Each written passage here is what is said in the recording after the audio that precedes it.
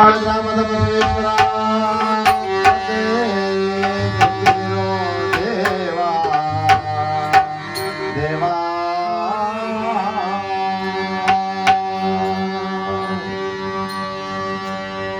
ಓ ಎನ್ನುವ ಗಣಪ ಕರೆದಾಗ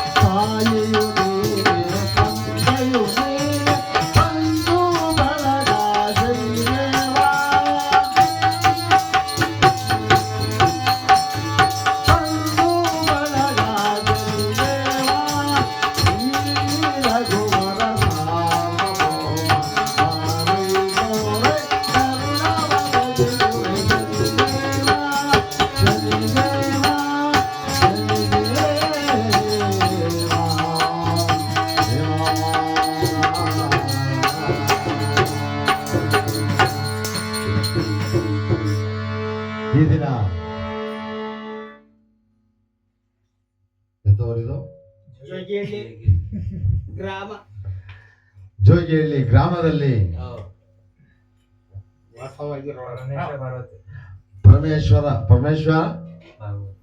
ಪರಮೇಶ ಪಾರ್ವತಿ ಅವರ ಗೃಹದಲ್ಲಿ, ಅವರ ಮನೆಯಲ್ಲಿ ಪರಮಾತ್ಮನನ್ನು ಗದ್ದಿಗೆಯನ್ನು ಮಾಡಿ, ಆ ತಾಯಿ ಜಗಜ್ಜನನಿ ದೇವಿಯನ್ನು ಗದ್ದಿಗೆಯನ್ನು ಮಾಡಿ ಆ ಪರಮಾತ್ಮನ ಹೆಸರಿನಲ್ಲಿ ಅನ್ನದಾನವನ್ನು ಮಾಡುತ್ತಿದ್ದಾರೆ.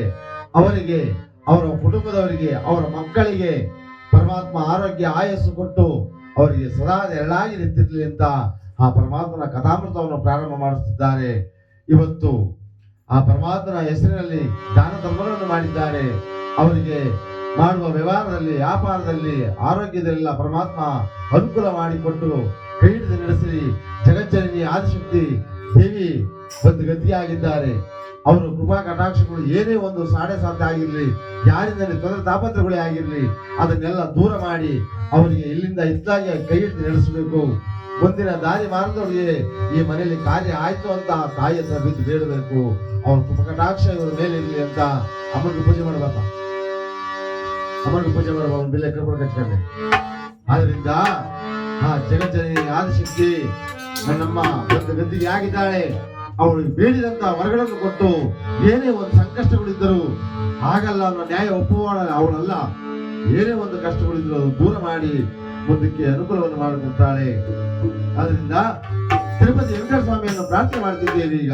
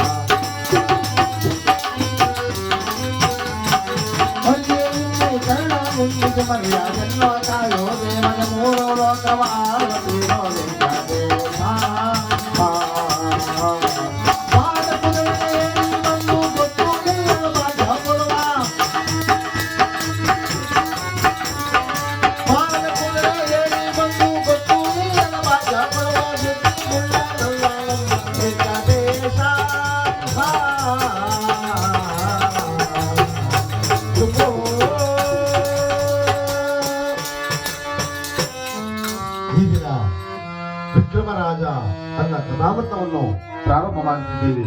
ನಮ್ಮಲ್ಲಿ ಏನಾರ ತಪ್ಪು ಲೋಹಗಳು ಕಂಡು ಬಂದರೆ ನಿಮ್ಮ ಮಕ್ಕಳನ್ನ ಯಾವ ರೀತಿಯಾಗಿ ಕ್ಷಮೆ ಮಾಡ್ತೀರೋ ಆ ರೀತಿಯಾಗಿ ನಿಮ್ಮ ಕ್ಷಮೆ ನಮ್ಮ ಮೇಲೂ ಇರಲಿ ಅಂತ ಆ ಪರಮಾತ್ಮನ ವಿಕ್ರಮರಾಜನ ಕಥಾಮೃತವನ್ನು ಪ್ರಾರಂಭ ಮಾಡ್ತಿದ್ದೀವಿ. ಉಜ್ಜಯಿನಿ ಪಟ್ಟಣದಲ್ಲಿ ಯಾವ ರೀತಿಯಾಗಿ ವಿಕ್ರಮರಾಜ ರಾಜ್ಯಭಾರವನ್ನು ಮಾಡುತ್ತಿದ್ದಾರೆ ಎಂದರೆ, ಮಂತ್ರಿಗಳೇ,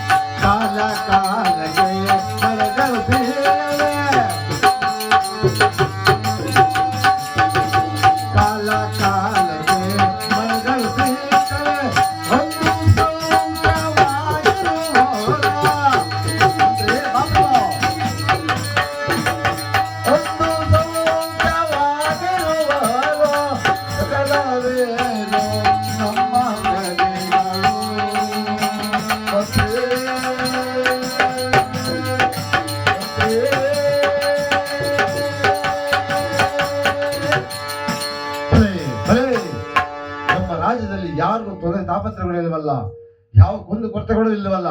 ಬರೇ ನಾನು ಆ ದೇವಿಯನ್ನು ಪೂಜೆ ಮಾಡಿದಕ್ಕೆ ಅದೃಷ್ಟನಾದೆ. ನಾನು ನನ್ನಿಂದಲೇ ಈ ಸಾಮ್ರಾಜ್ಯಗಳೆಲ್ಲ ಅಚ್ಚುಕಟ್ಟಾಗಿರುವುದು ಅಂತ ಹೇಳ್ತಿದ್ದರೆ,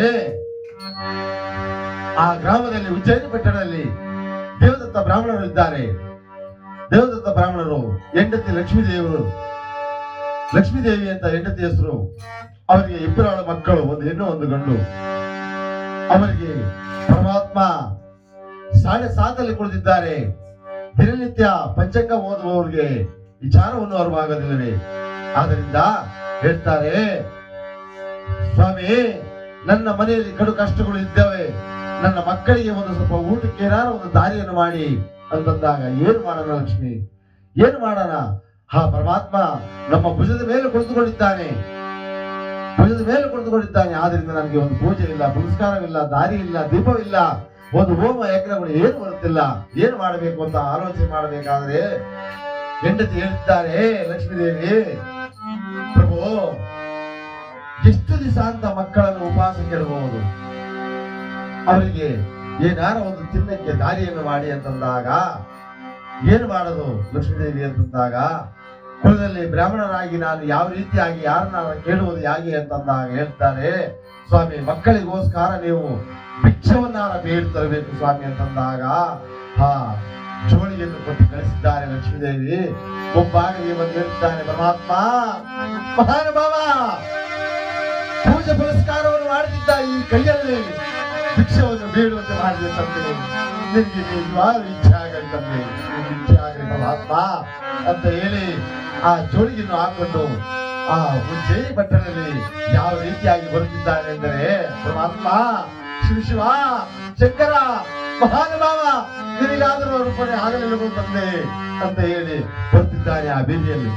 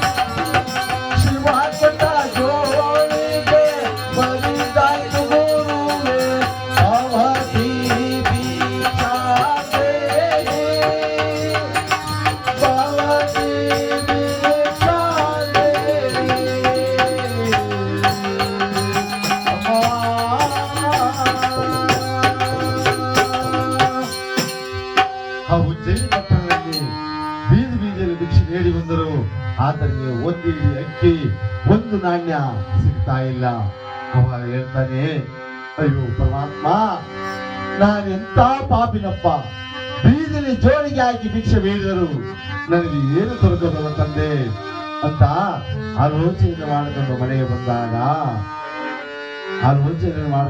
ಬಂದಾಗ ಲಕ್ಷ್ಮೀದೇವಿ ಕೇಳ್ತಾರೆ, ಏನಾಯ್ತು ಸ್ವಾಮಿ, ಏನಾಯ್ತು ಸ್ವಾಮಿ ಅಂತ ಇಲ್ಲಿ ಕೇಳುತ್ತಿದ್ದರೆ, ಇಲ್ಲಿ ಉಜ್ಜಯಿನಿ ಪಟ್ಟಣದಲ್ಲಿ ವಿಕ್ರಮ ರಾಜ ಹೇಳ್ತಾರೆ,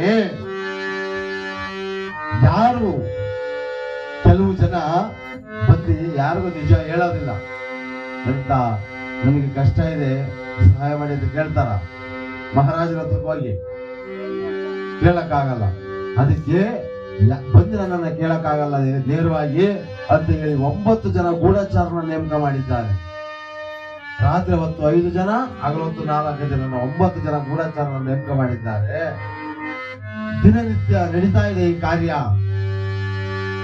ಮಂತ್ರಿಗಳೆಲ್ಲ ಬಂದು ಹೇಳ್ತಾರೆ, ಮಹಾರಾಜರು ಏನಪ್ಪ ಯಾವ ರೀತಿ ಆಗಿದೆ ನಮ್ಮ ಊರಿನಲ್ಲಿ ಅಂತಂದಾಗ ಹೇಳ್ತಾರೆ, ಸ್ವಾಮಿ ಎಲ್ಲ ಅಚ್ಚುಕಟ್ಟಾಗಿರೋದು, ಯಾವ್ದ್ರಿಂದ ಕುಂದು ಕೊರತೆ ತೊಂದರೆ ತಾಪತ್ರಗಳಿಲ್ಲ ಅಂತಂದಾಗ ದಿನಗಳು ಕಳೀತಾ ಇದೆ, ತಿಂಗಳು ಕಳೀತಾ ಇದೆ, ವರ್ಷಗಳಾಗಿದೆ.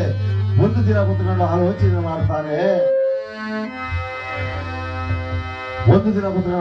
ಮಾಡ್ತಾನೆ, ಇವತ್ತು ಎಂತನಿಗಾದ್ರೂ ಕಷ್ಟ ಬರಬೇಕಲ್ಲ, ಯಾರು ನರಳಾಡ್ದಂಗಿರಲ್ವಾ?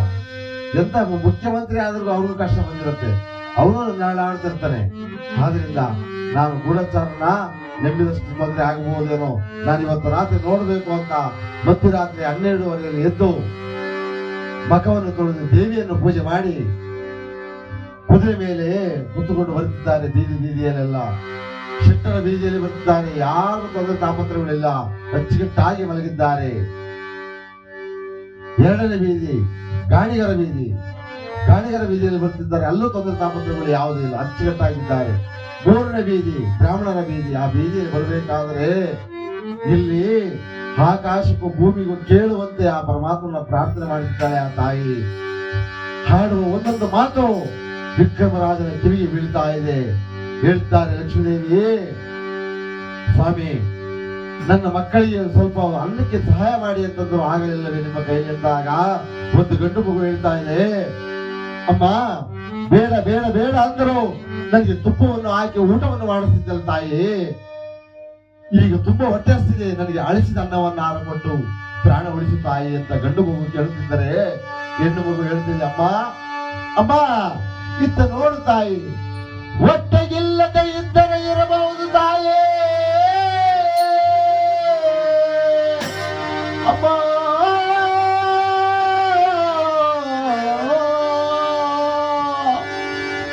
ಹೊಟ್ಟೆ ಇಲ್ಲದ್ರೆ ಬಾಳಲಾರೆ ನಮ್ಮ ಅಮ್ಮ ತಾಯೇ,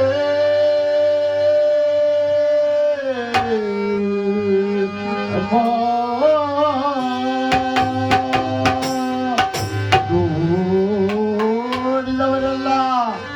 ನೋಡಿದವರೆಲ್ಲ ನಾಚಿಕೆ ಪಡುವರು ತಾಯೇ, ಅಮ್ಮ ಈ ಪಾಪಿ ದೇಹಕ್ಕೆ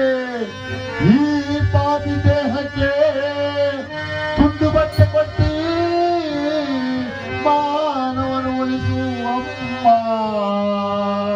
ಅಮ್ಮ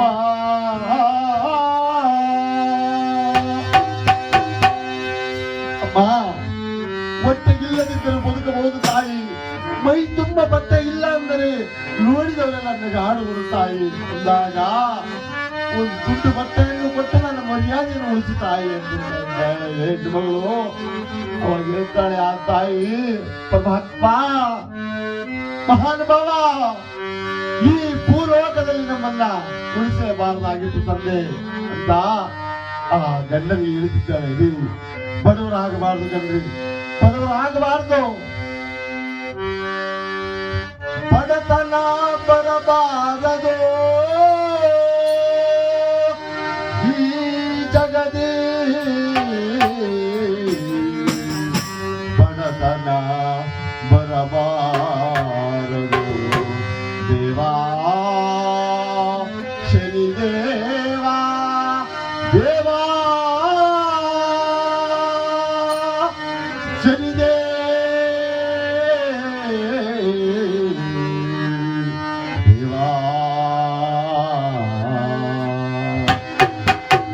ನಮಗೆ ಬಡತನ ಬರಬಾರದಾಗಿತ್ತು, ಬಂದಿದೆ. ಇದನ್ನ ಆ ಪರಮಾತ್ಮನಿಂದಲೇ ಬಿದ್ದು ಬೀಳೋಣ ಬನ್ನಿ ಮಕ್ಕಳ ಅಂತ ಎಲ್ಲ ಮಕ್ಕಳು ಬಂದು ಮುಂಬಾಯಿನಲ್ಲಿ ನಿಂತುಕೊಂಡು ಆಕಾಶವನ್ನು ನೋಡುತ್ತಾ ಆ ಪರಮಾತ್ಮನನ್ನು ಪ್ರಾರ್ಥನೆ ಮಾಡುತ್ತಿದ್ದಾರೆ. ಪರಮಾತ್ಮ ಮಹಾನುಭಾವ, ಏನಪ್ಪ ನಿನ್ನ ವಿಧಿ, ನೀನು ಏನು ತಂದೆ?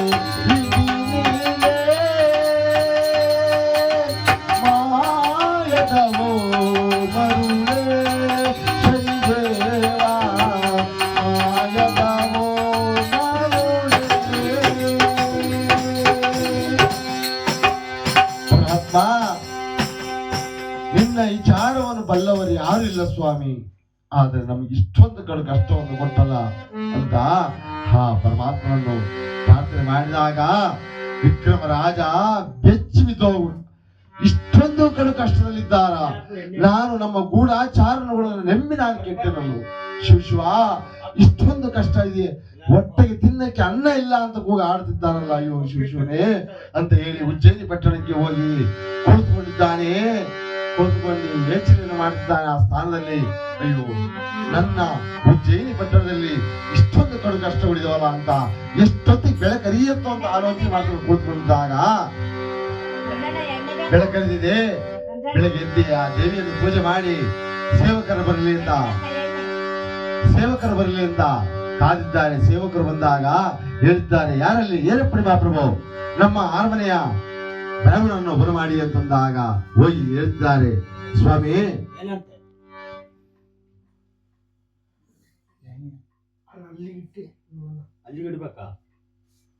ಚೆನ್ನಾಗಿ ಬರ್ತೈತೆ ತಾಳೆ, ಏನಾಯಿಲ್ಲ.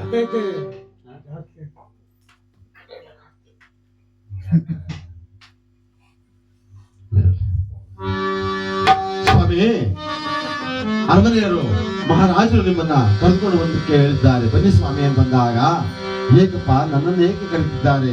ಏನು ಗೊತ್ತಿಲ್ಲ ಸ್ವಾಮಿ, ಕುಲದಲ್ಲಿ ನೀವು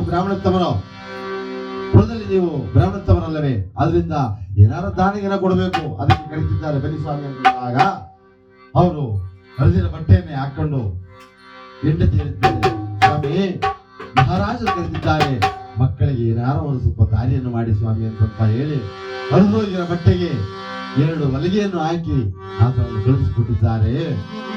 ಕಳಿಸಿಕೊಟ್ಟಾಗ ಬಂದು ಎತ್ತುಕೊಂಡಿದ್ದಾರೆ, ಅಯ್ಯ ಬ್ರಾಹ್ಮಣರೇ, ನಿಮಗೆ ದಾನ ಕೊಡಬೇಕು ಅನ್ನಿಸ್ತು, ಆದ್ದರಿಂದ ಸ್ವಲ್ಪ ನಿಲ್ಲಿದೆಯ, ದಾನವನ್ನು ಕೊಡ್ತೀನಿ ಅಂತ ಹೇಳಿ ಗುಪ್ತವಾಗಿ, ವಿಕ್ರಮರಾಜ ಎಷ್ಟು ಬುದ್ಧಿವಂತ ನೋಡಿ, ಗುಪ್ತವಾಗಿ ಒಂದು ಕುಷ್ಟುಮ ಫಲದಾತ ಅಂದರೆ ಏನು? ಕುಷ್ಟುಮ ಫಲದಾತ ಅಂದರೆ ಏನು? ಕುಂಬಳಕಾಯಿ. ಆ ಕುಂಬಳಕಾಯಿಯನ್ನು ತರಿಸಿ ಒಳಗಿನ ತಳ್ಳನ್ನೆಲ್ಲ ತೆಗೆದು ಅದಕ್ಕೆ ಮುತ್ತುರತ್ನಗಳೆಲ್ಲ ತುಂಬಿ ಕೆಂಪು ವಸ್ತ್ರದಲ್ಲಿ, ನೋಡ್ರಿ ನಾನು ಇಷ್ಟು ವರ್ಷ ಕತೆ ಮಾಡಿದ್ದೀನಿ, ಎಲ್ಲೂ ಸಿಕ್ಕಿರ್ಲಿಲ್ಲ ಅಂತ ಒಂದು ಭಾಗ್ಯ, ಎಲ್ಲೂ ಸಿಕ್ಕಿಲ್ಲ, ಯಾರಿಗೂ ಸಿಕ್ಕಿಲ್ಲ ನನಗೆ ತಿಳಿದ ಪ್ರಕಾರ. ಅಲ್ಲಿ ವಿಕ್ರಮರಾಜ ಮುತ್ತುರತ್ನ ತುಂಬಿಕೊಡಕ್ಕೆ ಕುಂಬಳಕಾಯಿ ತರಿಸಿ ಅದರೊಳಗೆ ತಳ್ಳನ್ನೆಲ್ಲ ತೆಗೆದು ಮುತ್ತುರತ್ನಗಳೆಲ್ಲ ತುಂಬಿ ಕೆಂಪು ವಸ್ತ್ರದಲ್ಲಿ ದಾನವಾಗಿ ಕೊಡ್ತಾರೆ. ಅದೇ ಕೆಂಪು ವಸ್ತ್ರ ಕುಂಬಳಕಾಯಿ ಮೇಲಿದೆ. ಇವತ್ತ ಸಿಕ್ಕಿಲ್ಲ, ನಾನು ಇಷ್ಟು ವರ್ಷ ಕತೆ ಮಾಡಿದ್ದೀನಿ, ಎಲ್ಲೂ ಸಿಕ್ಕಿಲ್ಲ.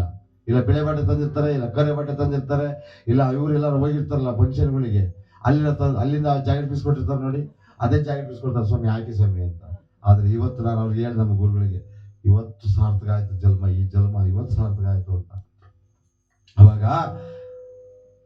ಕುಂಬಳಕಾಯಿ ತರಿಸಿ ಅದನ್ನೆಲ್ಲ ತಳ್ಳನ್ನೆಲ್ಲ ತೆಗೆದು ಕೆಂಪು ವಸ್ತ್ರದಲ್ಲಿ ಕಟ್ಟಿ ಆ ಕುಂಬಳಕಾಯಿಯನ್ನು ಎತ್ತಿ ಕೊಡುತ್ತಿದ್ದಾರೆ. ತೆಗೆದುಕೊಳ್ಳಿ ಶಿಟ್ಟರೆ, ಬ್ರಾಹ್ಮಣರೇ ತೆಗೆದುಕೊಳ್ಳಿ, ತಗೊಂಡು ಎಲ್ಲೂ ಹೋಗ್ಬೇಡಿ, ನೀವೆಲ್ಲೂ ಹೋಗ್ಬೇಡಿ, ಸೀದಾ ಮನೆಗೆ ಹೋಗಿ, ನೀವು ಸೀದಾ ಮನೆಗೆ ಹೋಗಿ ಕಡಿಬೇಕಿದನ್ನ ಅಂತ ಹೇಳಿದಾಗ ಕುಂಬಳಕಾಯಿಯನ್ನು ಕೊಟ್ಟರು. ಏನಾದ್ರು ದಕ್ಷಿಣ ಪಕ್ಷಿಣ ಕೊಡ್ಬೋದು ಇವರು ನಮ್ಮ ಮಹಾರಾಜರು ಅಂತ ಕೈ ಬಾಯಿ ನೋಡ್ತಿದ್ದಾರೆ.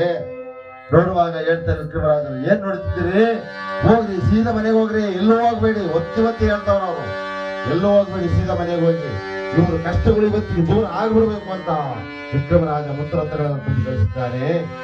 ಕಳಿಸಿದಾಗ ಮುಂಬಾಯಿಗೆ ಬಂದು ನಿಂತುಕೊಂಡು ಹೇಳ್ತಾರೆ, ಬ್ರಾಹ್ಮಣರು, ಪರಮಾತ್ಮ ನನ್ನ ಮನೆಯಲ್ಲಿ ಗಡು ಕಷ್ಟಗಳು, ಬೆಂಕಿ ಹಚ್ಚೋಣ ಅಂದ್ರೆ ಒಂದು ಗಟ್ಟಿಗೆ ಸೌದೆ ಇಲ್ಲ, ಈ ಕುಂಬಳಕಾಯಿ ತಗೊಂಡೋಗಿ ಬೇಸರ ಅಂದ್ರೆ ಒಂದು ಇಡೀ ಒಪ್ಪಿಲ್ಲ, ಈ ಕುಂಬಳಕಾಯಿ ನಾನು ತಗೊಂಡೋದರೆ ನನ್ನ ಹೆಂಡತಿ ಮಕ್ಕಳು ಎಷ್ಟು ಕೇಳಿ ಮಾಡ್ತಾರೋ ಏನೋ, ಇದನ್ನ ಯಾರಿಗಾದರ ಮಾರಿ ನನ್ನ ಮಕ್ಕಳಿಗೆ ಏನಾರ ಒಂದು ದಾರಿ ಮಾಡಬೇಕು ಅಂತ ಆ ಶೆಟ್ಟರ ಬೀದಿಯಲ್ಲಿ ಬರುತ್ತಿದ್ದಾರೆ. ಆ ಶೆಟ್ಟರ ಬೀದಿಯಲ್ಲಿ ಕುಂಬಳಕಾಯಿಯನ್ನು ಯಾವ ರೀತಿಯಾಗಿ ಬೇಡಿಕೊಂಡು ಬರ್ತಿದ್ದಾರೆ ಅಂದರೆ, ಅಯ್ಯ ಯಾರು ಬೇಕಾದ್ರೂ ಕೊಂಡುಕೋಬಹುದು ಈ ಕುಂಬಳಕಾಯಿಯನ್ನ, ರಾಜರ ಮನೆಯಲ್ಲಿ ನೀಡಿದ ಕುಂಬಳ ಅಂತ ಹೇಳಿಕೊಂಡು ಸಾಲಾಗಿ ಬರುತ್ತಿದ್ದರೆ, ಅಲ್ಲಿ ಶೆಟ್ಟರ ಹೆಂಡತಿ ಹೇಳ್ತಿದ್ದಾರೆ, ರೇ ನಮಗೆ ಮದುವೆಯಾಗಿ ವರ್ಷ ಆದ್ರೂ ಮಕ್ಕಳಾಗಿಲ್ಲ. ಈಗ ನನಗೆ ಏನೋ ಪರಮಾತ್ಮನ ದಯದಿಂದ 3 ತಿಂಗಳಾಗಿದೆ. ಬೈಕೆ ಆಗ್ಬಿಟ್ಟಿದೆ, ನನಗೆ ಬೈಕೆ ಆಗ್ಬಿಟ್ಟೈತೆ. ನನಗೆ ಕುಂಬಳಕಾಯಿ ಬೇಕಂದ್ರೆ ಕೆಲವು ಹಳ್ಳಿಲಿ ಹಂಗಾಗತ್ತೆ, ಹೌದಲ್ಲ? ಕೆಲವು ಹಳ್ಳಿಲಿ ಹಂಗಾಗತ್ತೆ, ಏನೇನೋ ಬೈಕೆ ಆಗತ್ತೆ ಅವ್ರಿಗೆ. ಕೆಲವರಿಗೆ ಕುಂಬಳಕಾಯಿ ತಿನ್ನ ಬೈಕೆ ಆಗತ್ತೆ, ಕೆಲವರಿಗೆ ಊರಿಂದ ಇರೋ ಕೆರೆಯಲ್ಲಿ ಮಣ್ಣು ತಿನ್ನಂಗಾಗತ್ತೆ. ಊರಿಂದ ಆಚೆ ಇರುತ್ತಲ್ಲ ಕೆರೆ, ಆ ಕೆರೆ ಮಣ್ಣು ತಿನ್ನೋ ಆಸೆ ಆಗಿರುತ್ತೆ ಕೆಲವು ಹೆಣ್ಮಕ್ಳಿಗೆ. ಅಂತ ಮಣ್ಣು ಎಲ್ಲಿ ಹುಡುಕಿದ್ರು ಸಿಗಲ್ಲ, ಊರಕ್ಕೆ ಅಲ್ಲೇ ಹೋಗಿರ್ತಾರಲ್ಲ. ಅದರಿಂದ ಗಂಡರಿಗೆ ಹೇಳ್ತಿದ್ದಾರೆ, ಅಲ್ಲ ಕಣಮ್ಮ, ಈಗೇನೋ ನೀನು 3 ತಿಂಗಳು ಕುಂಬಳಕಾಯಿ ತಿಂದ್ರೆ ಏನೋ ಮಕ್ಕಳು ದುಡ್ಡು ಕೊಡ್ತಾರೆ, ಅಳಸಣ್ಣ ತಿಂದ್ರೆ ಕೊಡ್ತಾರೆ. ಅದರಿಂದ ಆಯ್ತು, ನೀ ಸ್ವಲ್ಪ ನಿಲ್ಲು, ನೋಡೋಣ ಯಾರ ಬಂದ್ರೆ ಈಗೆಲ್ಲಾರ ಹೋಗಿ ನಾನು ತರಬೇಕಾಗತ್ತೆ, ನೋಡ್ತೀನಿ ಇರೋ ಅಂತ ಅವ್ರ ಗಂಡ ಹೆಂಡತಿ ಮಾತಾಡ್ತಿದ್ದಾರೆ ಶೆಟ್ಟರು ಅವರೇ. ಅವಾಗ ಆ ಬೀದಿಯಲ್ಲೇ ಬರ್ತಿದ್ದಾರೆ. ಮಾರುವೆ ಕುಂಬಳಕಾಯ ಯಾರಾದರೂ ಕೊಂಡುಕೊಳ್ಳಿರಯ್ಯ, ರಾಜರ ಮನೆಯಲ್ಲಿ ನೀಡಿದ ಕುಂಬಳ ಅಯ್ಯ ಅಯ್ಯ ಅಯ್ಯ, ಬೇಕು ಎನ್ನುವುದಿಲ್ಲ ಅಯ್ಯ ಅಯ್ಯ.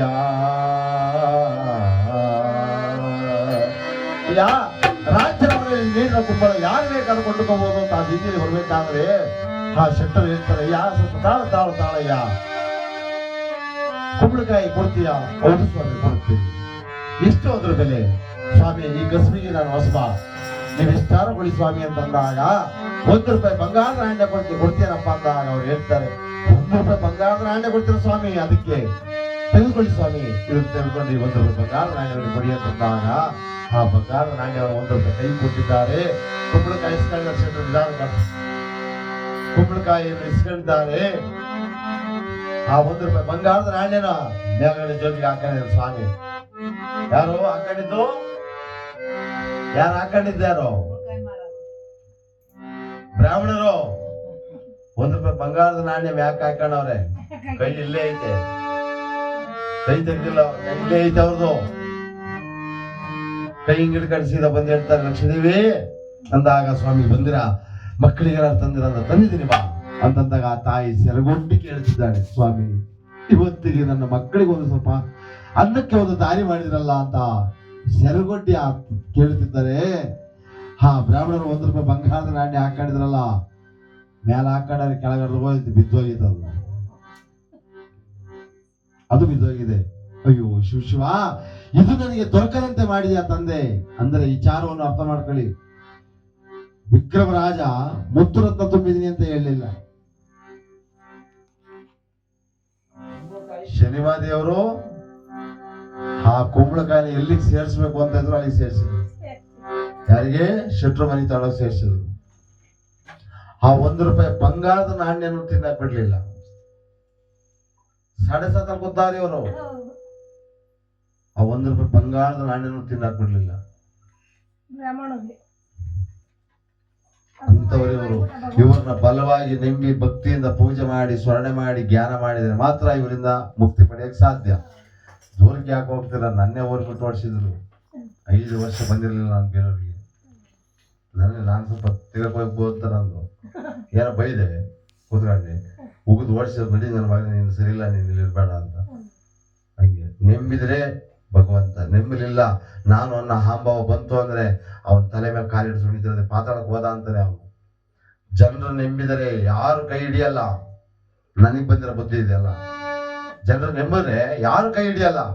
ಭಗವಂತ ಕೈ ಹಿಡ್ದ ಅಂತಂದ್ರೆ ಕೈ ಬಿಡಲ್ಲ, ತಗೊಂಡು ಎಲ್ಲೋ ಕೂರಿಸ್ತಾನೆ.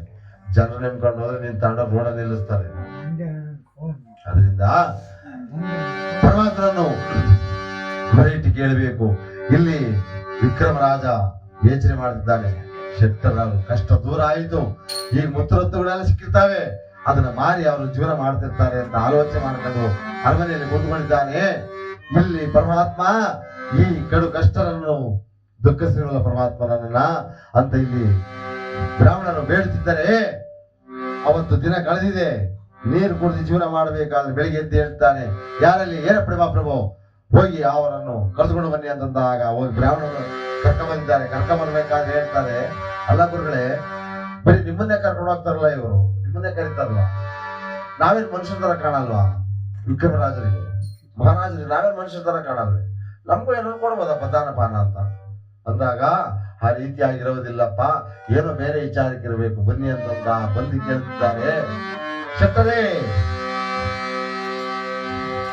ಬ್ರಾಹ್ಮಣರೇ, ಯಾವ ರೀತಿಯಾಗಿತ್ತು ನಾನು ಕೊಟ್ಟ ಕುಂಬಳ? ಬಹಳ ಸಿಹಿ ಆಯ್ತಾ? ಹೊಟ್ಟೆ ತುಂಬ ತಿಂದ್ರಾ ಅಂತ ಕೇಳ್ತಾರೆ ಇಲ್ಲಿ ಮಹಾರಾಜರು. ಅವಾಗ ಹೇಳ್ತಾರೆ, ಸ್ವಾಮಿ, ನೀವು ಕೊಟ್ಟ ಕುಂಬಳ ನನ್ನ ಮನೆಯಲ್ಲಿ ಕಡು ಕಷ್ಟಗಳಿಂದ ಒಂದು ಕಟ್ಟಿಗೆ ಸೌದೆ ಇಲ್ಲ, ಒಂದು ಹಿಡಿ ಉಪ್ಪಿಲ್ಲ, ಅದನ್ನು ತಗೊಂಡೋಗಿ ನಾನು ಬೇಯಿಸಕ್ಕೂ ಆಗಲ್ಲ ಮಹಾಪ್ರಭು. ಆದ್ರಿಂದ ₹1 ಬಂಗಾರದ ನಾಣ್ಯಕ್ಕೆ ಮಾರಿದೆ. ಆ ಬಂಗಾರದ ನಾಣ್ಯನು ನನಗೆ ಬೆಟ್ಟಲಿಲ್ಲ ಮಹಾಪ್ರಭು ಅಂತಂದಾಗ, ಏನ್ ಹೇಳ್ತಿದ್ದೀರಾ ನೀವು? ನಾನು ಅದಕ್ಕೆ ಮುತ್ತರತ್ನಗಳೆಲ್ಲ ತುಂಬಿಕೊಟ್ಟಿದ್ದೆ, ನಿಮ್ಮ ಕಷ್ಟಗಳು ದೂರ ಆಗಲಿ ಅಂತ ಮಹಾರಾಜರು ಹೇಳ್ತಿದ್ದಾರೆ. ಬ್ರಾಹ್ಮಣರು ಹೇಳ್ತಾರೆ, ಮಹಾಪ್ರಭು, ನೀವು ಮುತ್ತರತ್ನಗಳಲ್ಲ, ಇಡೀ ಉಜ್ಜಯಿನಿ ಪಟ್ಟಣವೇ ನನ್ನ ಹೆಸರಿಗೆ ಬರ್ಕೊಟ್ಟರುವೆ, ಅದು ನನಗೆ ತಕ್ಕುವುದಿಲ್ಲ ಮಹಾಪ್ರಭು ಅಂತಂದಾಗ, ಆ ಮಹಾರಾಜ ಹೇಳ್ತಿದ್ದಾರೆ, ಏಕಪ್ಪ, ಯಾರ ನಿನಗೆ ಬೈತಿದ್ದಾರ, ಹೊಡಿತಿದ್ದಾರ, ಏನು ಮಾಡ್ತಿದ್ದಾರೆ, ಯಾರಿಂದ ತೊಂದರೆ ಆಗುತ್ತಿದೆ ಅಂತಂದರೆ ನನಗೇನು ಯಾರಿಂದ ತೊಂದರೆ ಆಗ್ತಾ ಇದ್ದರೆ ನಾನು ಅದನ್ನು ಸರಿಪಡಿಸ್ತೀನಿ ಅಂತ ವಿಕ್ರಮರಾಜರು ಹೇಳ್ತಿದ್ದಾರೆ. ನಿಮ್ಮ ಅರಮನೆಯಲ್ಲಿ ಕುತ್ಕೊಂಡು ಬಲವಾಗಿನಲ್ಲಿ ಕುಳಿತುಕೊಂಡು ಪಂಚಾಂಗ ನೋಡುವವರು ನಾವು. ಶನಿದೇವರು 7.5 ನನ್ನ ಭುಜದ ಮೇಲೆ ಕುಳಿತುಕೊಂಡಿದ್ದಾರೆ. ಆದ್ರೆ ಅವರು 7.5 ಆಗಿರ್ಬೇಕಾದ್ರೆ ನಮಗೇನು ತಪ್ಪುವುದಿಲ್ಲ. ಗಾಡಿ ಒಳಗಡೆ ನೀರಿತ್ತು, 2 ಕ್ಯಾನ್ ಅಂತ ಹೇಳಿದಾಗ, ಅಯ್ಯೋ ಶಿವ, ಇಷ್ಟೊಂದು ಕಡು ಕಷ್ಟನ ಅಂತ ಆಲೋಚನೆ ಮಾಡಿ ಆ ಸ್ಥಳದಲ್ಲಿ ಹೇಳ್ತಿದ್ದಾನೆ ವಿಕ್ರಮರಾಜ, ಅಪ್ಪ, ನಿನ್ನ ಕಡು ಕಷ್ಟನ ಇಲ್ಲಿ ಯಾರ ದಾನ ಮಾಡಬಹುದಲ್ಲವೇ? ಇಲ್ಲಿ ಯಾರಿಗಾರ ದಾನ ಮಾಡಬಹುದಲ್ಲವೇ ನೀನು ಅಂತಂದಾಗ, ಸ್ವಾಮಿ, ಸುಖ ಕೊಡ್ತೇನೆ ಅಂತಂದ್ರೆ ಯಾರು ಇಸ್ಕೊಳ್ಳಲ್ಲ, ಕಷ್ಟ ಕೊಡ್ತೇನೆ ಅಂದ್ರೆ ಯಾರು ಇಸ್ಕೊಂತಾರೆ?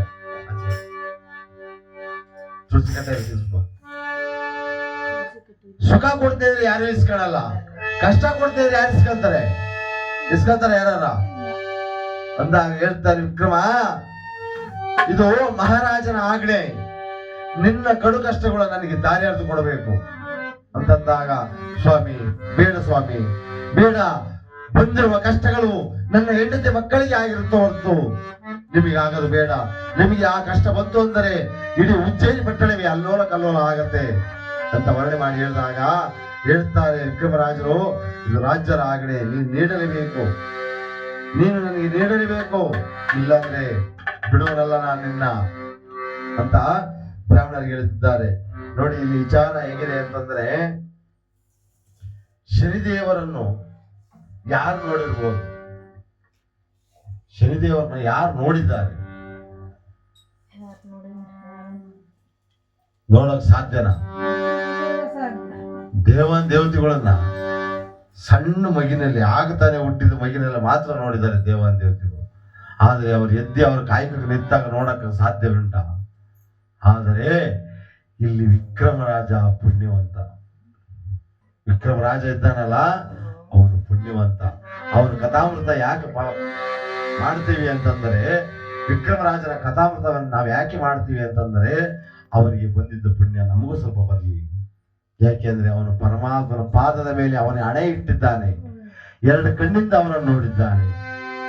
ಪರಮಾತ್ಮ ಶನಿದೇವರನ್ನ ನಿಜವಾಗಿ ನೋಡಿರೋದು ವ್ಯಕ್ತಿ ಒಬ್ಬರೇ ಅಂದ್ರೆ ವಿಕ್ರಮರಾಜ. ಅವನ ಕಥಾಮೃತವನ್ನು ಹೇಳಿದರೆ ನಮ್ಮಲ್ಲಿರೋ ಕಷ್ಟಗಳು ದೂರ ಆಗ್ತವೆ.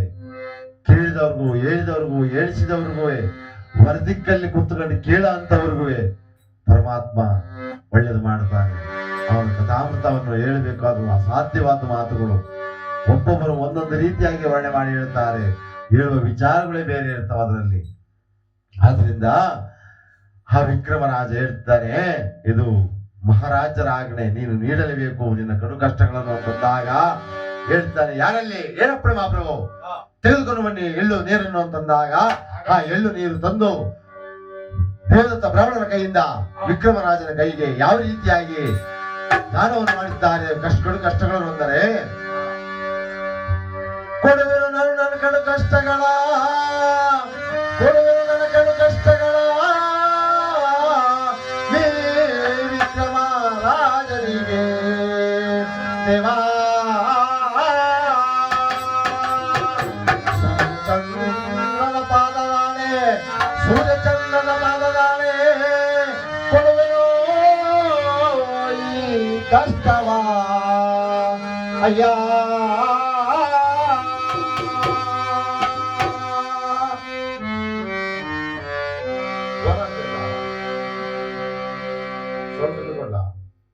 ಸೌಂಡ್ ಕಮ್ಮಿ ಕೊಡ್ಲ? ಯಾವ್ದು ಬೇಕು? ಯಾವ್ದು ಕಮ್ಮಿ ಕೊಡ್ಬೇಕು?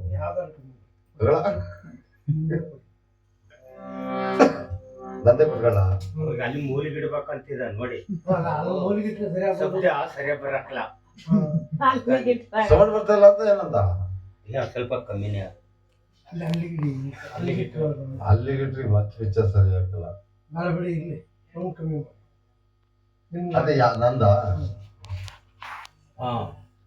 ಹಂಗ್ ಮಾಡಿ ಸ್ವಲ್ಪ ಕರೆಕ್ಟ್ ಆಗಿದೆ, ಯಾವ್ದು ಚೇಂಜ್ ಆಗಿಲ್ಲ ಅಂತ. ಕರೆಕ್ಟ್ ಐತೆ. ಆ ವಿಕ್ರಮನಿಗೆ ದಾನವನ್ನು ಮಾಡಿದ್ದಾರೆ. ದಾನವನ್ನು ಮಾಡಿದಾಗ ಅಲ್ಲಿ ಹೇಳ್ತಾರೆ, ಮಂತ್ರಿಗಳೇ, ಈತನಿಗೆ ದವಸ ಧಾನ್ಯವನ್ನು ವಸ್ತ್ರಗಳನ್ನು ಕೊಟ್ಟು ಕಳಿಸಿಕೊಡಿ, ಬದುಕಿನವರೆಗೂ ಬಡತನ ಈತನಿಗೆ ಬರಬಾರದು ಅಂತ ಹೇಳಿ ಒಂಟೆ ಮೇಲೆ ತುಂಬಿ ಆನೆ ಮೇಲೆ ತುಂಬಿ ಕಳಿಸಿದ್ದಾರೆ. ಕಳಿಸಿದಾಗ ಇಲ್ಲಿ ಪಂಡಿತವರಿಗೆ ಹೇಳ್ತಾರೆ, ಮಂತ್ರಿಗಳೇ, ಶನಿದೇವರಿಗೆ ಭೂಲೋಕದ ನರಮಾನವರ ಮೇಲೆ ಏಕೆ ಕೋಪ ಅಂತಂದಾಗ ಇದು ವಿಚಾರವನ್ನು ತಿಳಿಬೇಕು ಅಂತಂದರೆ ನಮ್ಮ ಅರಮನೆಯ ಪಂಡಿತವರನ್ನು ಬರಮಾಡಬೇಕು ಮಹಾಪ್ರಭು. ಪಂಡಿತವರು ಬಂದರೆ ವಿಚಾರವನ್ನು ತಿಳಿಸ್ತಾರೆ ಅಂದಾಗ ಆಗಬಹುದು, ಹೋಗಿ ಅವರನ್ನು ಕರೆದುಕೊಂಡು ಬನ್ನಿ ಅಂತಂದಾಗ ವರ್ಣನೆ ಮಾಡಿರ್ತಾರೆ. ಹೋಗಿ ಸಾಲಾಗಿ ಬರುತ್ತಿದ್ದಾರೆ ಬ್ರಾಹ್ಮಣ ಪಂಡಿತವರು, ಸಾಲಾಗಿ ಬರುತ್ತಿದ್ದಾರೆ. ಶಿವ ಇವತ್ತು ಮಹಾರಾಜರ ಮನೆಯಲ್ಲಿ ಮೃಷ್ಟಾನ್ನ ಭೋಜನ. ಇವತ್ತು ನಾವು ಸೂರ್ಯದೇವರನ್ನು ಪೂಜೆ ಮಾಡುವವರು, ಆದ್ರಿಂದ ನಾನು ಸೂರ್ಯದೇವರು. ನೀನು ಮಾತಾಡೋಣ ಮರೆಯ, ನೀವು ಯಾರು ನಮ್ಮ ಕಡೆ ಎಂತ ಹುಡುಗರು?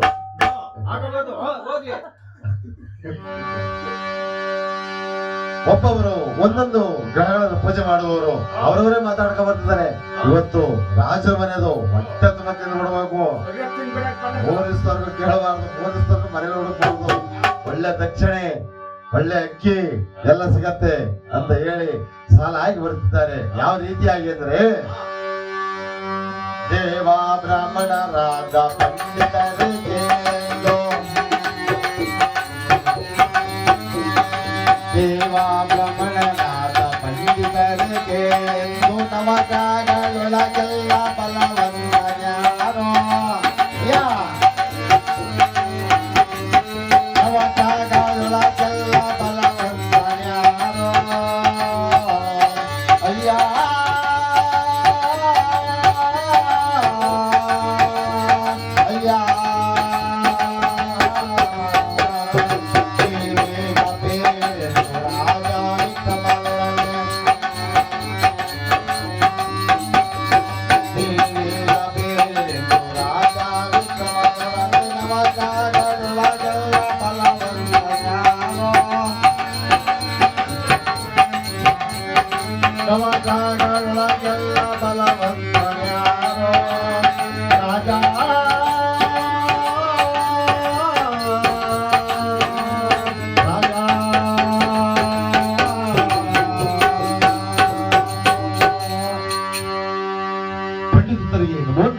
ಬನ್ನಿ ಸ್ವಾಮಿ, ನಿಮ್ಮ ಪೀಠವನ್ನು ಅಲಂಕರಿಸಿ ಎಂದಾಗ 9 ಜನ ಬಂದು ಸಾಲಾಗಿ ಕುಳಿತುಕೊಂಡಿದ್ದಾರೆ. ಸಾಲಾಗಿ ಕುಳಿತುಕೊಂಡಾಗ ಹೇಳ್ತಿದ್ದಾರೆ, ಪ್ರಭು, ನಾವು ಹೇಳುವ ವಿಚಾರವನ್ನು ಸ್ವಲ್ಪ ಗಮನವಾಗಿ ಕೇಳಬೇಕು. ನಾವು ಹೇಳುವ ವಿಚಾರವನ್ನು ನೀವು ಗಮನವಿಟ್ಟು ಕೇಳಿದರೆ, ನೀವು ಭಯ ಭಕ್ತಿ ವಿನಯದಿಂದ ಪೂಜೆ ಮಾಡಿದ್ದೇ ಆದರೆ ನಿಮ್ಮಲ್ಲಿ ಏನೇ ಒಂದು ದೋಷಗಳು ದೂರ ಆಗುತ್ತವೆ ಮಹಾಪ್ರಭು ಅಂತಂದಾಗ ಆಗಬಹುದು. ನಿಮ್ಮ ಪೀಠವನ್ನು ಅಲಂಕರಿಸಿ ಪೂಜೆಗೆ ಸಿದ್ಧವನ್ನು ಮಾಡಿ ಅಂತ ವರ್ಣನೆ ಮಾಡಿ ಹೇಳ್ತಾರೆ ಮಂತ್ರಿಗಳಿಗೆ. ಅಲ್ಲಿ ಮಂತ್ರಿಗಳಿಗೆ ಹೇಳ್ತಿರೋದು, ಹಲೋ ಎಕ್ಸ್ಕ್ಯೂಸ್ ಮೀ, ಅಲ್ಲಿ ಮಹಾರಾಜರು ಮಂತ್ರಿಗಳು ಹೇಳ್ತಿದ್ದಾರೆ, ನಾವು ನಿಮಗೆ ಇಲ್ಲಿ ಬಾಯಿ ಬಿಟ್ಟು ಹೇಳ್ತಿದೀವಿ ಬನ್ನಿ ಪೂಜೆಗೆ ಅಂತ. ಓರಿ ಗಂಡ ಹೆಂಡತಿ ಇಬ್ರು ಸ್ವಲ್ಪ ಹೊತ್ತು ಚೆನ್ನಾಗಿ ಪೂಜೆ ಮಾಡ್ತಾರ ನೋಡಿ. ನೀನೇ ಬಂದದ್ದು ಯಾವ ಊರ ಎಲ್ಲೆಲ್ಲ ಜ್ಞಾನ ಮಾಡ್ತಾರೆ.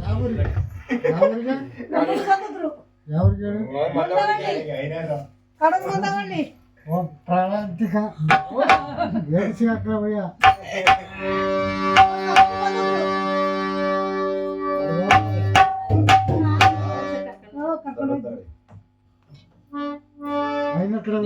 ಮುಂದ್ರವಳ್ಳಿಗೆ ಯಾವ್ದು ಮಲ್ದವಳ್ಳಿ ಅಂತ ದೇವಾ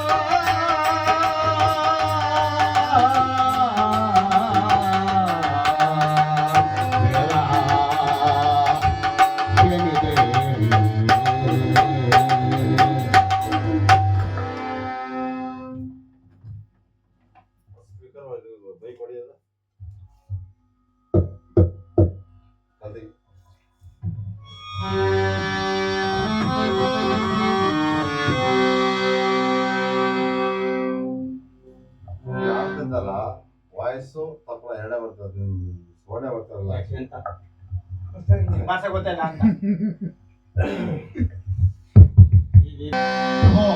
ಭಕ್ತಿಯಿಂದ ಪೂಜೆ ಮಾಡಬೇಕು ಕೂತ್ಕೊಳ್ಳಿ. ಜ್ಞಾನವನ್ನು ಮಾಡಬೇಕು ಆತರ ಸೊಳ್ಳೆಯನ್ನು ಮಾಡಿದ್ದೇ ಆದರೆ ನಿಮಗೆ ಬಂದಿರೋ ಕಷ್ಟ ಕಾರ್ಪಣ್ಯಗಳು ದೂರ ಆಗ್ತವೆ ಮಾತ್ರ ಅಕ್ಕ.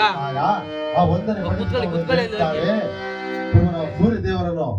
ಸೂರ್ಯ ದೇವರನ್ನು ಪೂಜೆ ಮಾಡುವವರು ಅವರ ವಿಚಾರವನ್ನು ಹೇಳ್ತೀವಿ ಕೇಳಿ ಸ್ವಾಮಿ ಅಂತ ಯಾವ ರೀತಿಯಾಗಿ ವರ್ಣನೆ ಮಾಡಿ ಹೇಳ್ತಾರೆಂದರೆ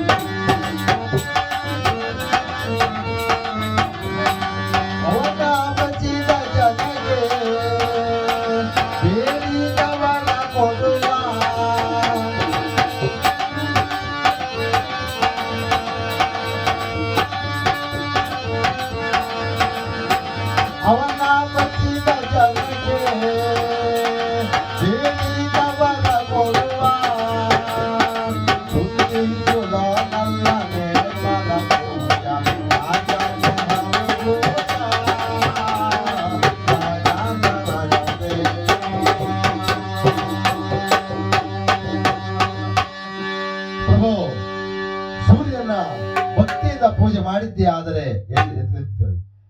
ಸೂರ್ಯನ ಭಕ್ತಿಯಿಂದ ಪೂಜೆ ಮಾಡಿದ್ದೇ ಆದರೆ ಅವರಿಗೆ ಬರಬಹುದಾದ ಕಷ್ಟ ಕಾರ್ಪಣ್ಯಗಳು ದೂರ ಆಗ್ತವೆ ಕಜ್ಜಿ ಕುರ ಏನೇ ಒಂದಿದ್ದರೂ ನಿವಾರಣೆ ಆಗುತ್ತವೆ ಆತನ ಧಾನ್ಯ ಗೋಧುವೆ ಎಕ್ಕದ ಪತ್ರೆ ಇಟ್ಟು ಯಾರು ಭಯ ಭಕ್ತಿಯಿಂದ ಪೂಜೆ ಮಾಡ್ತಾರೋ ಅಂತವರಿಗೆ ನೀರಾಕಿ ಕೈ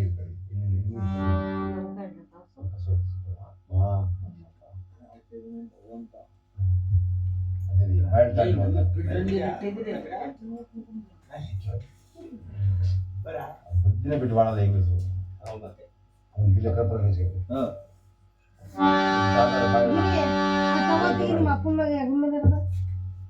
ಮೂತರಣ್ಣೆ ನೈವೇದ್ಯ ಮಾಡಿದ್ದು ಧಾನ್ಯಕ್ಕೆ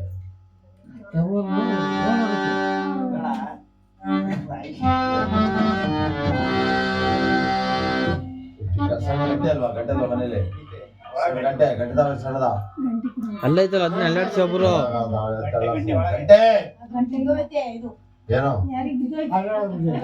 ಹಿಡ್ಕೊಂಡ್ ಅಲ್ಲಾಡ್ಸ ನೀವೇ ಅಲ್ಲೇ ಒಂದ್ 5 ನಿಮಿಷ ಇಸ್ಕ ಅಲ್ಲಾಡ್ಸೋಣ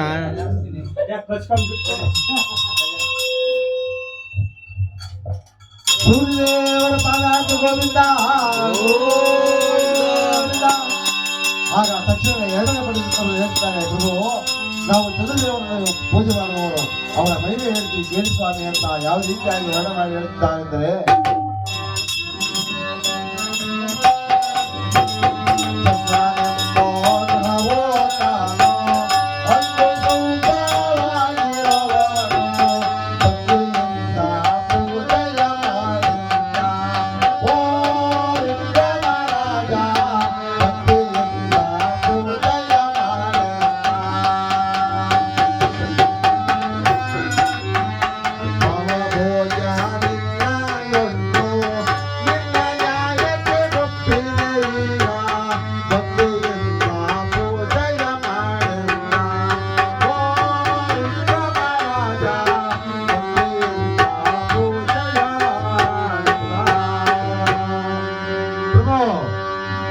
ಬರೀ ಬೆಳಕು ಬಿಸಲಿದ್ದರೆ ಸಾಲಲ್ಲ ಪ್ರಭು, ಸ್ವಲ್ಪ ಹೊತ್ತು ವಿಶ್ರಾಂತಿ ಪಡೆಯಕ್ಕೆ ತಂಪಿನ ಪ್ರಿಯ ಬೇಕಲ್ಲವೇ? ಆದರೆ ಚಂದಿರ, ಆ ಚಂದಿರ ಅಂತಂದ್ರೆ ಬಹಳ ವಿಚಾರದವನು. 356 ಕೋಟಿ ಜೀವರಾಶಿಗಳಿಗೂ ಆ ಚಂದ್ರ ತಂಪನ್ನು ಕೊಟ್ಟಾಗ ವಿಶ್ರಾಂತಿಯನ್ನು ಪಡಿತಾರೆ. ಆದ್ರಿಂದ ಆತನ ಧಾನ್ಯ, ಅಕ್ಕಿ, ಮುತುಕದ ಪತ್ರೆಯನ್ನು ಇಟ್ಟು ಯಾರು ಭಯ ಭಕ್ತಿ ವಿನಯದ ಪೂಜೆ ಮಾಡ್ತಾರೋ ಅಂತವರ ಮನಸ್ಸಿನಲ್ಲಿ, ಅಂತವರ ಗೃಹದಲ್ಲಿ, ಅಂತವರ ನ್ಯಾಯದಲ್ಲಿ ಬಲವಾಗಿ ನಿಂತಿದ್ದಾನೆ ಪ್ರಭು. ಅಂದಾಗ ಆಗಬಹುದು ಅವರಿಗೆ ಒಂದು ಮಹಾಮಂಗಳಾರತಿ ಆಗಲಿ. ಅವ್ರು ಹೇಳ್ತಾರೆ, ನೀವು ಬಾಳ್ತಾ ತುದಿ ಮುರ್ಕ ಚೂರ.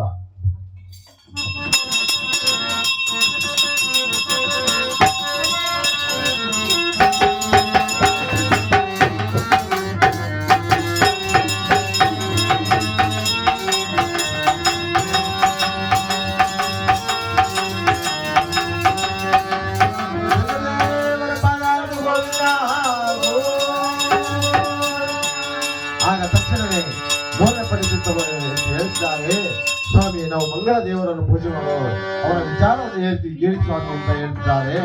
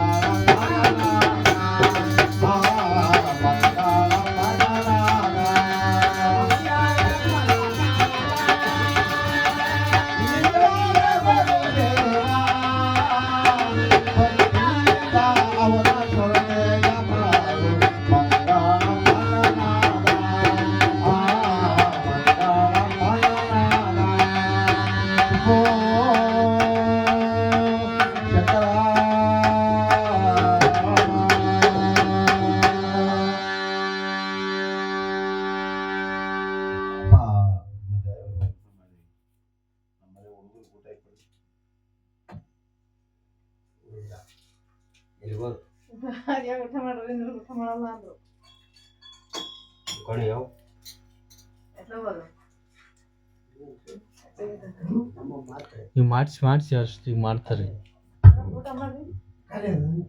ಇಲ್ಲ ತಿನ್ನೆ ಒಬ್ಬರು ನೆಂಪಿ ಒಬ್ರು ಜೀವನ ಮಾಡಬಾರ್ದು. ಇದೊಂದು ತಲೆಯಿರಲಿ. 2 ತಿಂಗಳು ಎಲ್ಲ ವಿಚಾರಗಳು ಒಳ್ಳೆನಾಗಿರೋಲ್ಲ.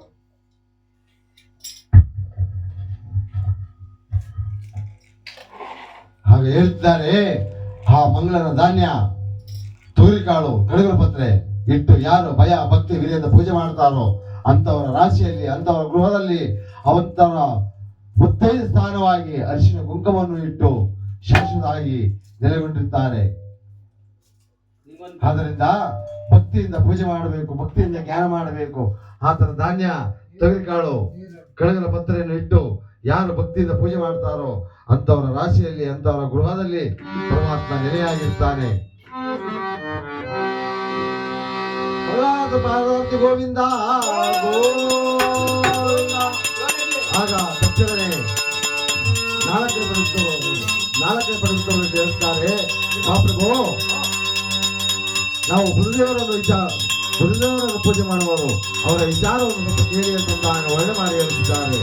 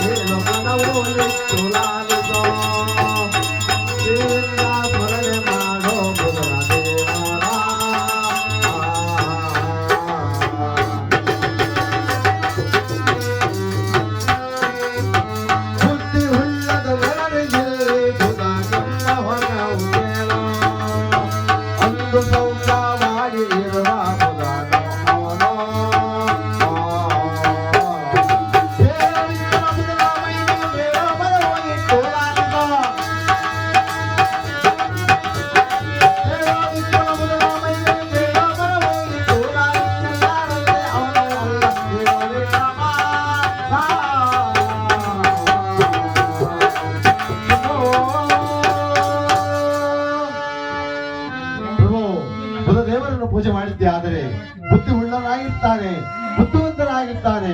ಆ ಬುಧನ ಆಶೀರ್ವಾದ ಏನೋ ಒಂದು ಕಾರ್ಯ ಮಾಡಬೇಕಾದ್ರೂ ಅನುಕೂಲವಾಗಿರಬೇಕು. ಆದ್ರಿಂದ ಬುಧನ ಧಾನ್ಯ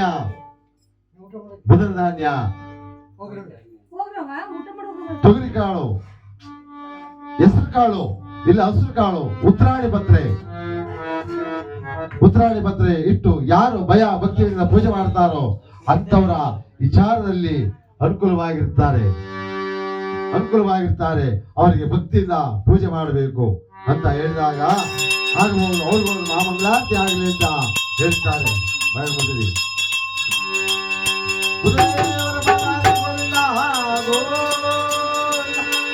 ಆಗ ತಕ್ಷಣವೇ ಐದನೇ ಪಂಡಿತರು ಹೇಳುತ್ತಾರೆ, ಪ್ರಭು ನಾವು ಗುರುದೇವರನ್ನು ಪೂಜೆ ಮಾಡುವವರು, ಅವರ ವಿಚಾರವನ್ನು ಕೇಳಿ ಸ್ವಾಮಿ ಅಂತಂದಾಗ ವರ್ಣನೆ ಮಾಡಿ ಹೇಳ್ತಾರೆ.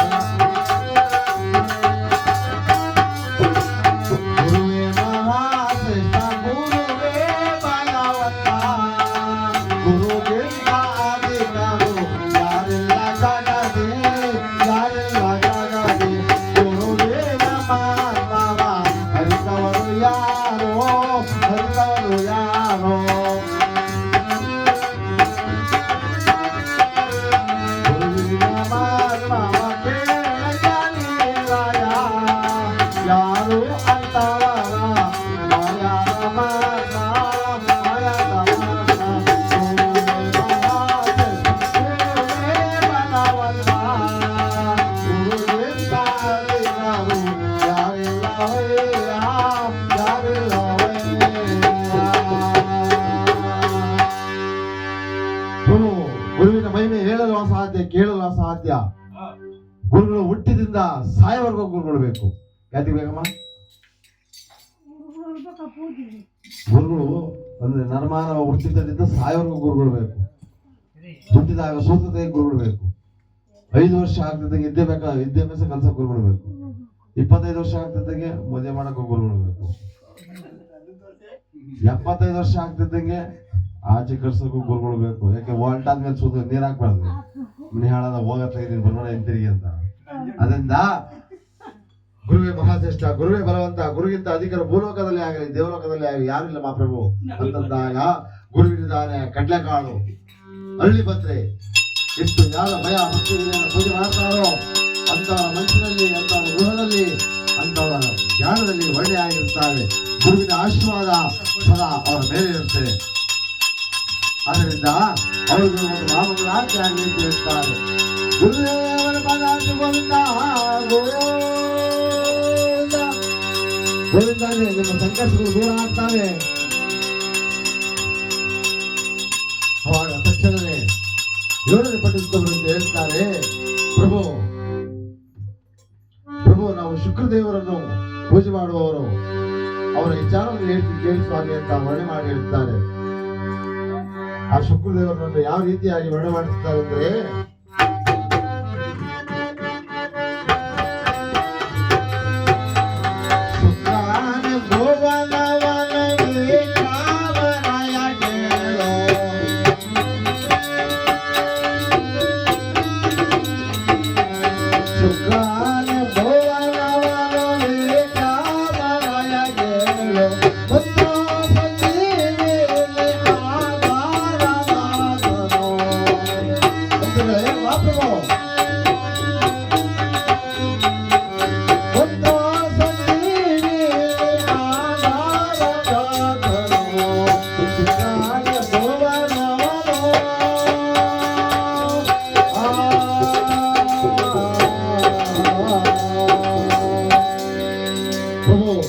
ಶುಕ್ರನು ನರಮಾನವರ ರಾಶಿಗೆ ಬಂದಿದ್ದೇ ಆದರೆ ಭಿಕ್ಷುಕ ಲಕ್ಷದೇಶ್ವರ ಆಗುತ್ತಾನೆ, ಲಕ್ಷದೇಶ್ವರ ಕೋಟ್ಯದೇಶ್ವರ ಆಗುತ್ತಾನೆ.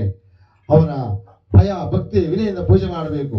ಅವನ ಧಾನ್ಯ ಅವರೆಕಾಳು ಹತ್ತಿ ಪತ್ರೆ ಇಟ್ಟು ಯಾರು ಭಕ್ತಿಯಿಂದ ಪೂಜೆ ಮಾಡ್ತಾರೋ ಅಂತವರ ರಾಶಿಯಲ್ಲಿ, ಅಂತವರ ಗೃಹದಲ್ಲಿ, ಅವರು ಮಾಡುವ ವ್ಯಾಪಾರದಲ್ಲಿ ವ್ಯವಹಾರದಲ್ಲಿ ಏರಿಯಾಗಿರ್ತಾರೆ ಅಂತ ಹೇಳಿದಾಗ ಆಗಲಿ ಅವರು ಒಂದು ಮಂಗಳಾರತಿಯನ್ನು ಆಗಲಿ ಅಂತ ಹೇಳಿ ವರ್ಣನೆ ಮಾಡುತ್ತಿದ್ದಾರೆ. ಶುಕ್ರದೇವರ ಬಾಲಾಜಿ ಗೋವಿಂದ. ಆಗ ತಕ್ಷಣ ಎದ್ದು 7 ಇಂಟರ ಪಂಡಿತವರು ಹೇಳ್ತಾರೆ, ಸ್ವಾಮಿ ನಾವು ರಾಹುಕೇತುಗಳನ್ನು ಪೂಜೆ ಮಾಡುವವರು, ಅವರ ವಿಚಾರವನ್ನು ಹೇಳ್ತೀವಿ ಕೇಳಿ ಸ್ವಾಮಿ ಅಂತ ಯಾವ ರೀತಿಯಾಗಿ ಹೇಳ್ತಿದ್ದಾರೆ ಎಂದರೆ,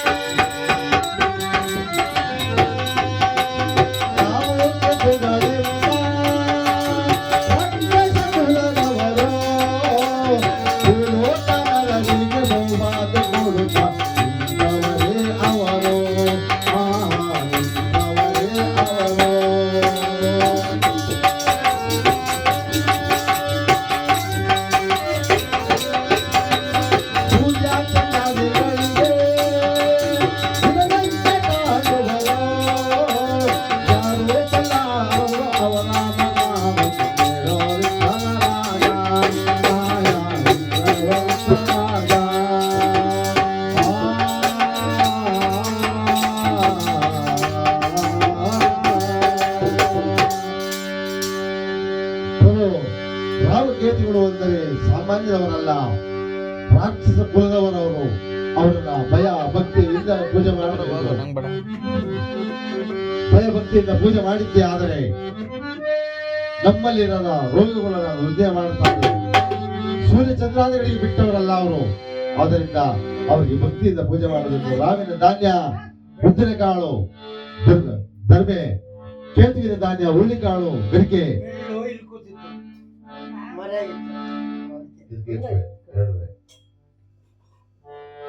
ಆದ್ದರಿಂದ ಭಕ್ತಿಯಿಂದ ಪೂಜೆ ಮಾಡಬೇಕು, ಭಕ್ತಿಯಿಂದ ಸೊಳ್ಳೆ ಮಾಡಬೇಕು ಅಂತಂದಾಗ ಆಗಬಹುದು.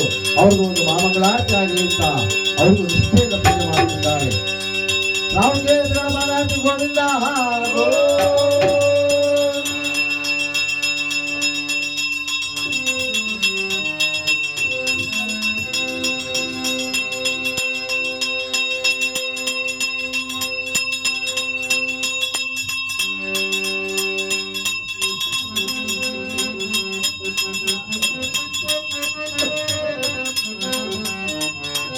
ಒಬ್ಬತ್ತನೇ ಪಂಡಿತವರು ಹೇಳ್ತಾರೆ, ಪ್ರಭು ಇಷ್ಟೊತ್ತರೆಗೂ ವಿಚಾರವನ್ನು ಹೇಳಿದ ವಿಚಾರವನ್ನು ಕೇಳಿದ್ರಲ್ಲ, ಈಗ ಇನ್ನು ಮುಂದೆ ನಾನು ಹೇಳುವ ವಿಚಾರವನ್ನು ಗಮನವಿಟ್ಟು ಕೇಳಬೇಕು, ಭಕ್ತಿಯಿಂದ ಕೇಳಬೇಕು, ಭಕ್ತಿಯಿಂದ ಜ್ಞಾನವನ್ನು ಮಾಡಬೇಕು. ಭೂಲೋಕದ ಸಾಮಾನ್ಯದವನಲ್ಲ, ಸೂರ್ಯಪುತ್ರನಾಗಿ ಯಮನಿಗೆ ಅಗ್ರಜನಾಗಿ ಛಾಯಾದೇವಿ ಜನ್ಮದಲ್ಲಿ ಹುಟ್ಟಿರುವ ಶನೇಶ್ವರ ಅವರ ವಿಚಾರವನ್ನು ಹೇಳ್ತೀವಿ ಕೇಳಿ ಸ್ವಾಮಿ ಅಂತಂದಾಗ ಹೇಳ್ತಾರೆ. ಯಾವ ರೀತಿಯಾಗಿ ಪೂಜೆ ಮಾಡಬೇಕು ಅಂತ ಹೇಳ್ತಾರೆ.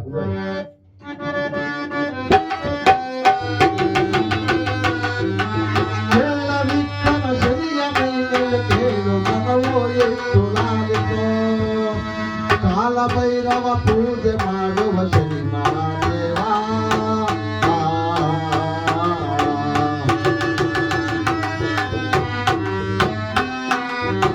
ತಾನು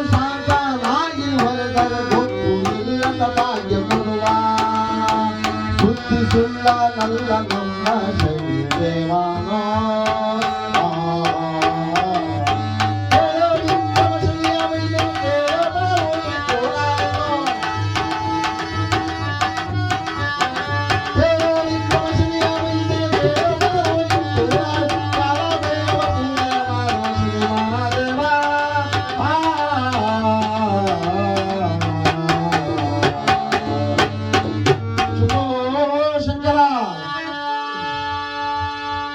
ಸಾಮಾನ್ಯರಲ್ಲ, ಭೂಲೋಕದಲ್ಲಿ ಭಕ್ತಿಯಿಂದ ಸ್ಮರಣೆ ಮಾಡಬೇಕು, ಭಕ್ತಿಯಿಂದ ಜ್ಞಾನ ಮಾಡಬೇಕು, ಭಕ್ತಿಯಿಂದ ವಿಚಾರವನ್ನು ಇರಬೇಕು. ಈಗ ಪರಮಾತ್ಮ ಜನಿಸಿದಾಗ ಯಾವ ರೀತಿಯಾಗಿ ನಡೀತು ಅಂತ ಒಂದು ಚಿಕ್ಕದಾಗಿ ನಿಮಗೆ ಕಥೆಯನ್ನು ಹೇಳ್ತೀನಿ, ಕೇಳಿ ಮಹಾಪ್ರಭುವನ್ನ ಆಗಬಹುದು ಹೇಳಿವಂತರಾಗಿ ಅಂತಂದಾಗ ವರ್ಣನೆ ಮಾಡಿ ಹೇಳ್ತಾರೆ.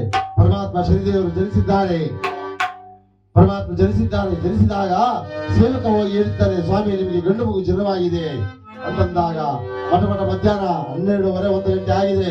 ಅವಾಗ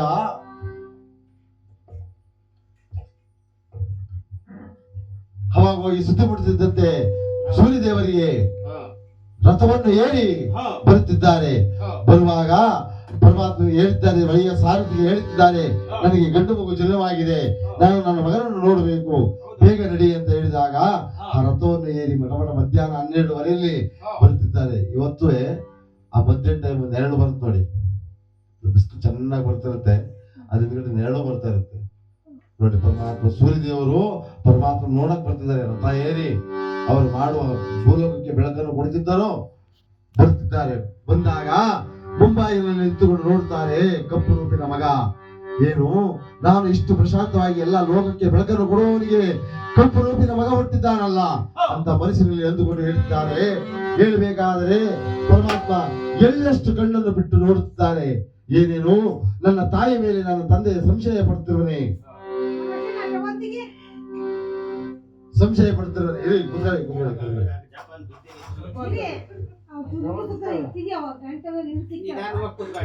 ಸಂಶಯ ಪಡ್ತಿದ್ದೆ ನಮ್ಮ ತಂದೆ ಅಂತ ಎಳ್ಳಷ್ಟು ಕಣ್ಣನ್ನು ಬಿಟ್ಟು ನೋಡುತ್ತಿದ್ದಂತೆ ಸೂರ್ಯದೇವರಿಗೆ ಕುಷ್ಠ ರೋಗ ಪ್ರಾರ್ಥನೆ ಆಗಿದೆ. ಹೊಡೆದಿದ್ದ ಸಾರಥಿಗೆ ಕಾಲು ಎಳವಾಗಿದ್ದಾವೆ, ಕುದುರೆಗಳಿಗೆ ನೇತ್ರಗಳೇ ಹೋಗಿದ್ದಾವೆ.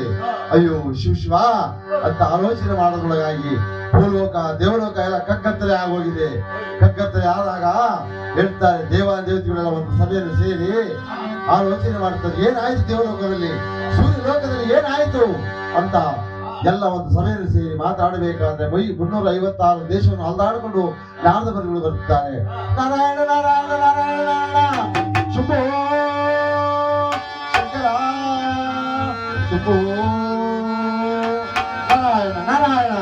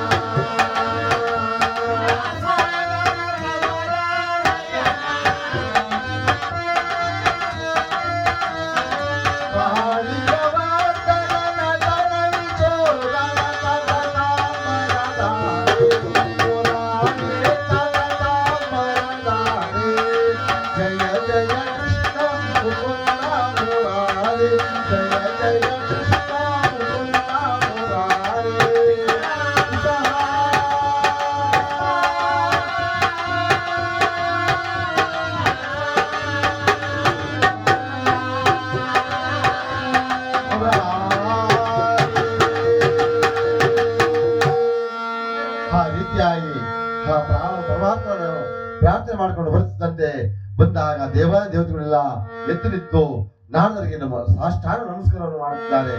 ನಾರದವರಿಗೆ ನಮೋ ನಮಃ, ಬನ್ನಿ ಸ್ವಾಮಿ ಅಂತಂದಾಗ, ಹೇಗೆ ದೇವತೆಗಳ ಈ ರೀತಿಯಾಗಿ ಕೂತ್ಕೊಂಡಿದ್ದೀರಾ ನೀವು ಅಂತಂದಾಗ ಅವ್ರು ಹೇಳ್ತಾರೆ, ಏನು ಮಾಡುದು ಮಹಾಪ್ರಭು, ಸೂರ್ಯನ ಲೋಕದಲ್ಲಿ ಏನಾಗಿದೆ ಅನ್ನೋದು ಅರಿವಾಗುತ್ತಿಲ್ಲ. ಆದ್ರಿಂದ ಈ ರೀತಿಯಾಗಿ ಕೂತ್ಕೊಂಡಿದ್ದೀವಿ, ನಿಮಗೆ ಗೊತ್ತಿದ್ದ ವಿಚಾರವನ್ನು ಏನಿದೆ ಸ್ವಾಮಿ ಅಂತಂದಾಗ ಹೇಳ್ತಾರೆ, ಪರಮಾತ್ಮ ಚಂದ್ರವರು ಜನಿಸಿದ್ದಾರೆ, ಬನ್ನಿ ಪರಮಾತ್ಮನ ಪಾದದ ಮೇಲೆ ಹಲವಾರು ಪುಷ್ಪಗಳನ್ನು ಇಟ್ಟು ಪೂಜೆಯನ್ನು ಮಾಡಿ ಪ್ರಾರ್ಥನೆಯನ್ನು ಮಾಡೋಣ ಬನ್ನಿ ಅಂತ ಆ ಶಿವನ ಜ್ಞಾನವನ್ನು ಮಾಡಿಕೊಂಡು ಸಾಲಾಗಿ ಬರುತ್ತಿದ್ದಾರೆ. ಏ ಶಂಕರ, ಏ ಮಹಾನುಭಾವ,